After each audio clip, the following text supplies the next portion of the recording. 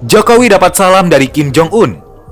문재인 대통령과 함께 판문점 선언을 계속 발전시켜 나가기 위한 제반 문제들을 허심탄회하게 논의할 것입니다.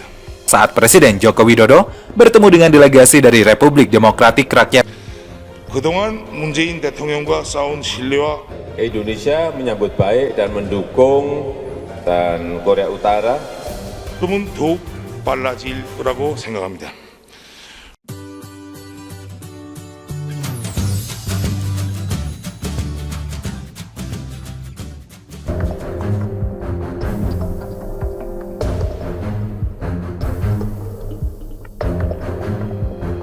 Jokowi dapat salam dari Kim Jong-un.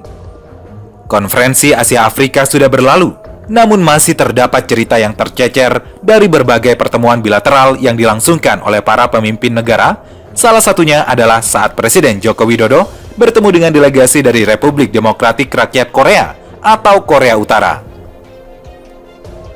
Pada kesempatan tersebut, Jokowi didampingi oleh Menteri Luar Negeri Retno Marsudi, bertemu dengan Ketua Presidium Majelis Tinggi Korea Utara, Kim Yong-nam, dan rombongan di ruang Kakatua Room di Jakarta Convention Center, Kamis 23 April.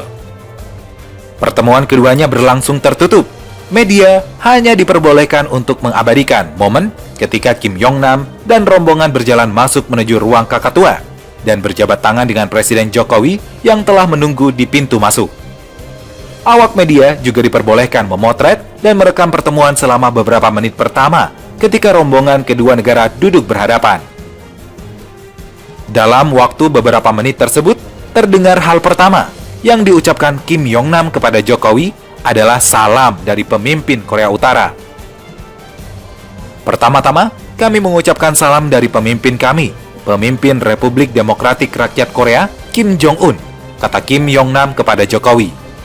Kim Yong-nam juga mengungkapkan apresiasi dan selamat kepada Indonesia atas perhelatan peringatan 60 tahun konferensi Asia Afrika di Jakarta dan Bandung. Setelahnya, awak media diarahkan oleh pihak penyelenggara untuk keluar dari ruangan tersebut, sehingga tidak terdengar lagi apa yang dibicarakan keduanya dalam pertemuan itu. Juru bicara Kementerian Luar Negeri, Armananta Kristiawan Nasir, mengungkapkan bahwa tidak banyak hal yang dibahas dalam pertemuan yang dilangsungkan dalam waktu yang sempit itu. Pasalnya, tak lama setelah itu Jokowi juga dijadwalkan akan memberikan pidato penutupan KAA di Plenary Hall.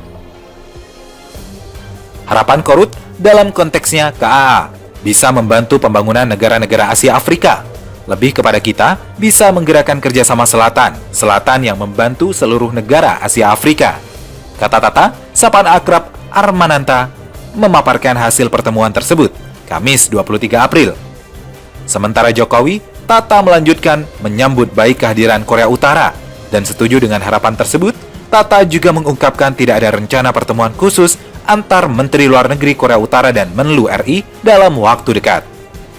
Menurut situs Sekretariat Kabinet Republik Indonesia, dalam pertemuan itu Kim Yong-nam mengungkapkan bahwa dia meyakini penyelenggaraan peringatan 60 tahun KAA sangat bermanfaat bagi perjuangan gerakan non-blok. Dia menekankan bahwa Korea Utara memandang perlu untuk meningkatkan kerjasama di kawasan, terutama terkait dengan situasi dunia dan kawasan saat ini. Selain dengan Korea Utara, Jokowi menggelar total 15 pertemuan bilateral selama 2 hari rangkaian peringatan 60 tahun KAA di Jakarta. Kepala negara yang bertemu dengan Jokowi antara lain dari Tiongkok, Jepang, Thailand, Iran, Vietnam, Zimbabwe, Swaziland, Bangladesh, Madagaskar, Mesir, Nepal, Timor Leste, dan negara yang tergabung dalam Organisasi Kerjasama Islam. Perhelatan peringatan 60 tahun Konferensi Asia Afrika dilanjutkan di Bandung pada hari ini, Jumat 24 April. Acara dimulai dengan napak tilas yang dilakukan oleh 22 kepala negara dari Hotel Savoy Homan menuju Gedung Merdeka tepat pukul 9:17 waktu Indonesia bagian Barat. Jokowi dapat salam dari Kim Jong-un. Konferensi Asia Afrika sudah berlalu, namun masih terdapat cerita yang tercecer dari berbagai pertemuan bilateral yang dilangsungkan oleh para pemimpin negara. Salah satunya adalah saat Presiden Joko Widodo bertemu dengan delegasi dari Republik Demokratik Rakyat Korea atau Korea Utara. Pada kesempatan tersebut, Jokowi didampingi oleh Menteri Luar Negeri Retno Marsudi, bertemu dengan Ketua Presidium Majelis Tinggi Korea Utara, Kim Yong-nam, dan rombongan di ruang Kakatua Room di Jakarta Convention Center, Kamis 23 April. Pertemuan keduanya berlangsung tertutup. Media hanya diperbolehkan untuk mengabadikan momen ketika Kim Yong-nam dan rombongan berjalan masuk menuju ruang Kakatua dan berjabat tangan dengan Presiden Jokowi yang telah menunggu di pintu masuk. Awak media juga diperbolehkan memotret dan merekam pertemuan selama beberapa menit pertama ketika rombongan kedua negara duduk berhadapan. Dalam waktu beberapa menit tersebut, terdengar hal pertama yang diucapkan Kim Yong-nam kepada Jokowi adalah salam dari pemimpin Korea Utara. Pertama-tama, kami mengucapkan salam dari pemimpin kami, pemimpin Republik Demokratik Rakyat Korea, Kim Jong-un, kata Kim Yong-nam kepada Jokowi. Kim Yong-nam juga mengungkapkan apresiasi dan selamat kepada Indonesia atas perhelatan peringatan 60 tahun konferensi Asia Afrika di Jakarta dan Bandung.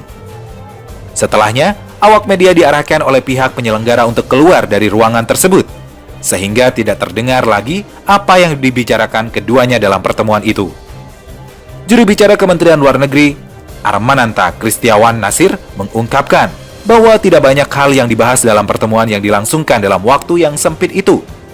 Pasalnya, tak lama setelah itu Jokowi juga dijadwalkan akan memberikan pidato penutupan KAA di Plenary Hall. Harapan Korut dalam konteksnya KAA bisa membantu pembangunan negara-negara Asia Afrika. Lebih kepada kita, bisa menggerakkan kerjasama selatan yang membantu seluruh negara Asia Afrika. Kata Tata, sapaan akrab Armananta, memaparkan hasil pertemuan tersebut, Kamis 23 April. Sementara Jokowi, Tata melanjutkan menyambut baik kehadiran Korea Utara dan setuju dengan harapan tersebut. Tata juga mengungkapkan tidak ada rencana pertemuan khusus antar Menteri Luar Negeri Korea Utara dan Menlu RI dalam waktu dekat. Menurut situs Sekretariat Kabinet Republik Indonesia, dalam pertemuan itu Kim Yong-nam mengungkapkan bahwa dia meyakini penyelenggaraan peringatan 60 tahun KAA sangat bermanfaat bagi perjuangan gerakan non-blok. Dia menekankan bahwa Korea Utara memandang perlu untuk meningkatkan kerjasama di kawasan, terutama terkait dengan situasi dunia dan kawasan saat ini. Selain dengan Korea Utara, Jokowi menggelar total 15 pertemuan bilateral selama 2 hari rangkaian peringatan 60 tahun KAA di Jakarta. Kepala negara yang bertemu dengan Jokowi antara lain dari Tiongkok, Jepang, Thailand, Iran, Vietnam, Zimbabwe, Swaziland, Bangladesh, Madagaskar, Mesir, Nepal, Timor Leste, dan negara yang tergabung dalam Organisasi Kerjasama Islam. Perhelatan peringatan 60 tahun Konferensi Asia Afrika dilanjutkan di Bandung pada hari ini, Jumat 24 April. Acara dimulai dengan napak tilas yang dilakukan oleh 22 kepala negara dari Hotel Savoy Homan menuju Gedung Merdeka tepat pukul 9:17 waktu Indonesia bagian Barat.